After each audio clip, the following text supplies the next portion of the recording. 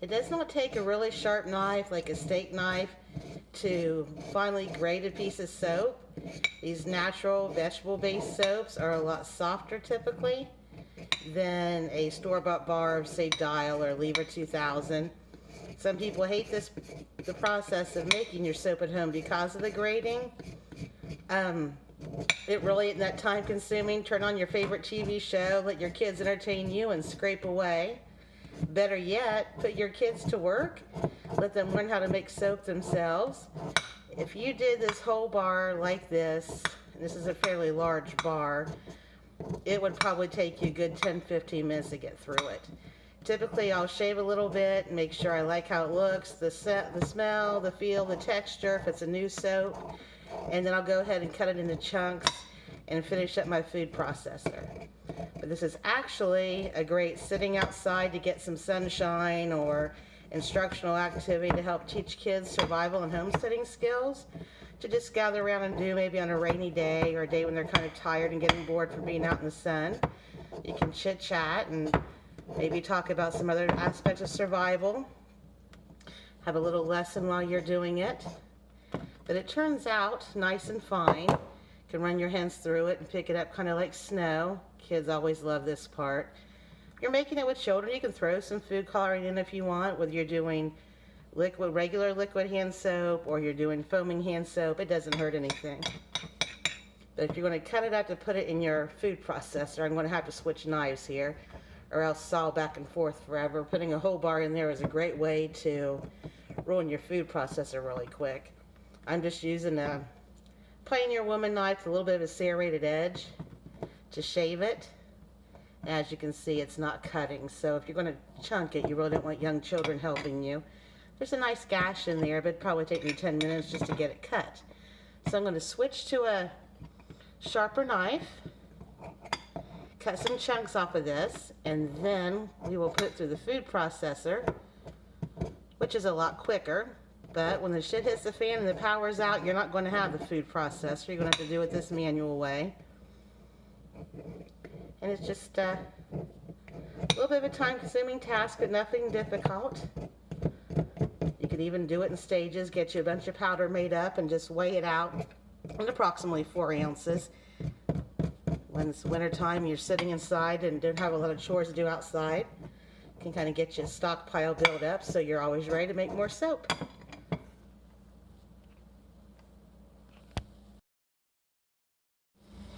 I'm going to attempt to use a steak knife to cut this. It's a little thinner and flimsier than I like. A knife I'd like to use, even though it's sharp. There we go. Our daughter borrowed my good butcher knife, which is what I normally use. When she borrows things, I tend not to get them back till I have to walk 25 feet to their cabin on our survival homesteading retreat and kind of politely but firmly demand them back. But a chunk about this size should go through your food processor without a problem. This size makes it a little bit easier on your machine. I don't know about doing it in a blender. You might be able to. You can, as long as you do smaller particles. I didn't know that a blender would have the capability to chop these bigger pieces. But if you decide to chop it up, it definitely will speed up your process. Nice little hand and arm workout, I guess. But this really is an extreme money saver. I imagine we go through a whole lot of liquid hand soap here on our survival retreat.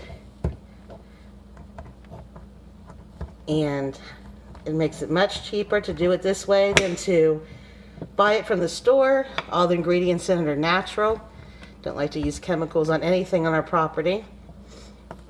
You can create a big stockpile of both materials to make the soap and the soap for hundreds of dollars cheaper per year than if you had bought it. Some people don't look at soap as being a really important prep. You have to know they need soap and want soap. Kind of place it beneath toilet paper on their list. Toilet paper takes up a lot of space to stockpile. You get a Tractor Supply or Rural King, you get one of those sprayers like people use when they're spraying chemical insecticides on their property. Fill it with water, maybe a little bit of this soapy water. You can use it like a bidet when you use the sprayer. Worst comes to worst, you could just use plain water. That will be much cheaper, take up much less space than actually stockpiling toilet paper. Germs will spread quickly during a long-term disaster, keeping your body, your bed linens, your dish towels, wash towels, countertops, everything clean will prevent that spreading. Just a common cold. People get dehydrated, get fever. Those types of things can become deadly rapidly when you can't call 911. So here's a plate, all chopped up. It took about a minute. And now I will pour it into the food processor, and we'll go ahead and grind it down to the fine particles like you saw me chopping in the last video, but at warp speed. Now I'm going to put some of our chips of the soap into the food processor. This does make the food processor fairly time consuming to clean. You got to make sure you get all those little soap particles out of all the grates in your blades, and that's not a fun chore either, but it's also a whole heck of a lot quicker than grating the soap by hand. See if we can just pour these fine ones in now. Oh, no, not yet.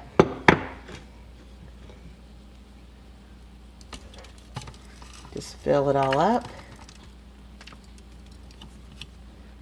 Make sure you put your cap back on so it doesn't fly out everywhere. Been there, done that when I was still a Pharaoh wife not too many years ago. We will choose the pulse setting over the chop to make it more fine. And I didn't have something locked in right. Well, that would have made it very noisy anyway. So you just put it in there and you will hold this down and it will make it very fine, and then you can take your blade out after you unplug the machine, always very important. Scoop out your bits of soap, and then we can move on in the liquid hand soap and do-it-yourself foam liquid hand soap making process.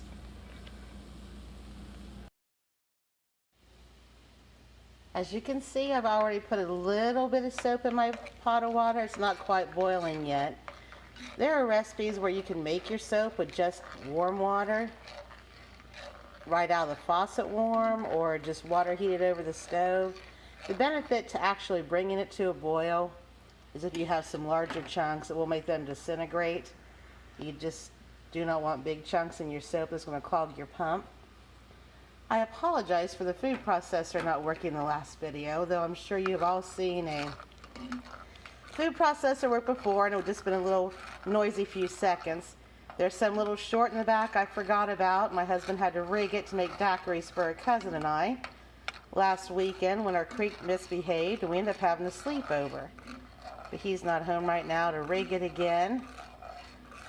Jiggle it, rig it, I don't know what he did. We got our daiquiris, but right now I'm not going to use it for soap making. So I had a few big chunks left that I didn't chop up, so I put those in. It's important to keep stirring so it doesn't stick. When I make soap in the summer kitchen around canning time, I'll take some of our wood ash and make lye, which is great. You just do not want to do that in the house. Okay, we've got our rolling boil, so we'll put in the rest of my soap flakes.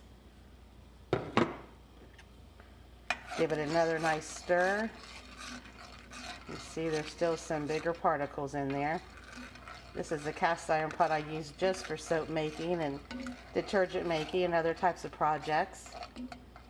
You really can't ruin cast iron. You let it get rusty. You still got a lot of scrubbing to do. I just keep one dedicated for this purpose. Just simplifies it, and any residue that gets on it, I don't necessarily have to scrape it so much and recondition so frequently.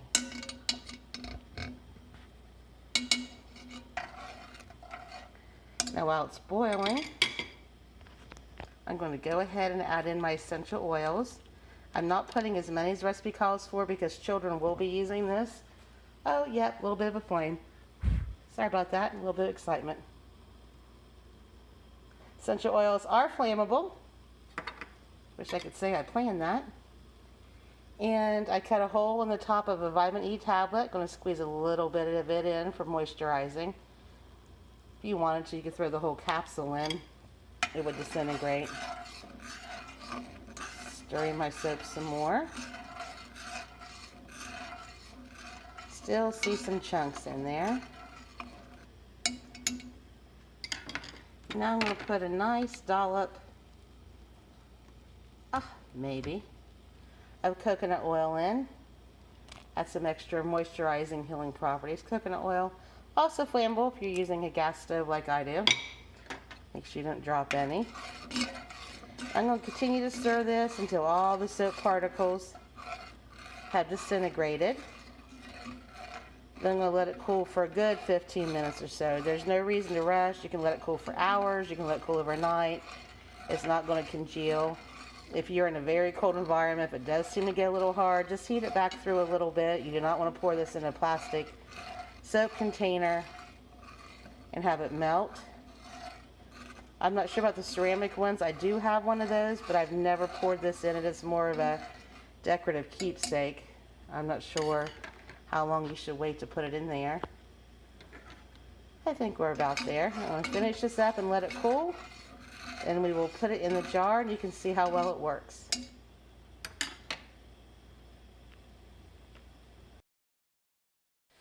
Okay guys, our soap is ready to put in the dispenser. I made one batch in there already. I'm working on my second one, taking out of the pot. I use this glass milk jug to hold my extra. I have about 4 or 5 of those. I'll fill them up and I'll use them throughout the year as I need to. The longest I've ever kept any homemade liquid hand soap, foaming or otherwise, has been about 6 or 8 months.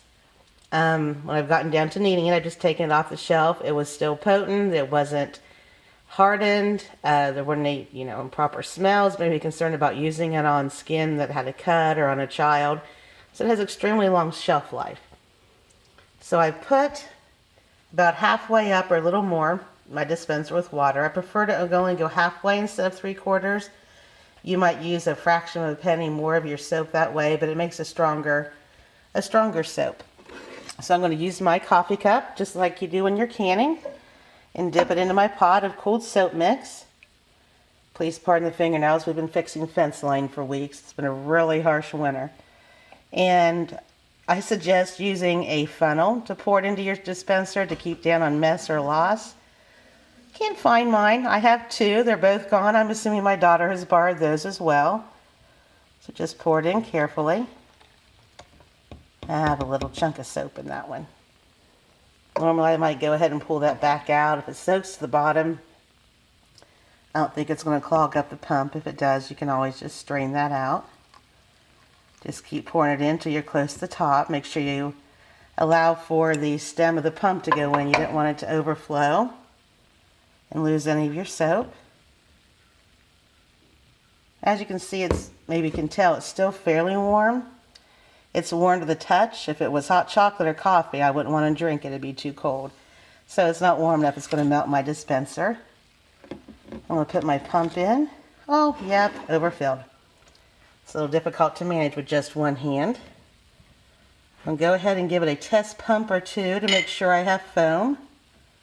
Right into my coffee cup here so you guys can see it. Yep. Plenty of foam coming out. Work just as well as the store-bought for a fraction of the cost. No harsh chemicals.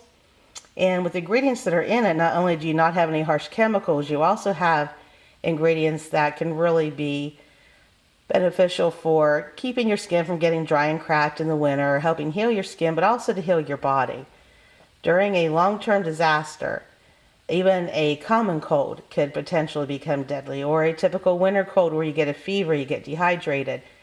Passing around germs is not something that you'll want to do. You want to keep your hands frequently washed, your body clean, your bed linens, your towels, your dishcloths, your clothing, everything as clean as possible to avoid transferring germs. So making your own natural homemade cleaners, like this, like soap, like laundry detergent, which we'll soon be doing a post about, and your countertops will help, keep down on illness and hopefully keep you healthier, so that can take at least a little bit of one worry off your list when the shit hits the fan.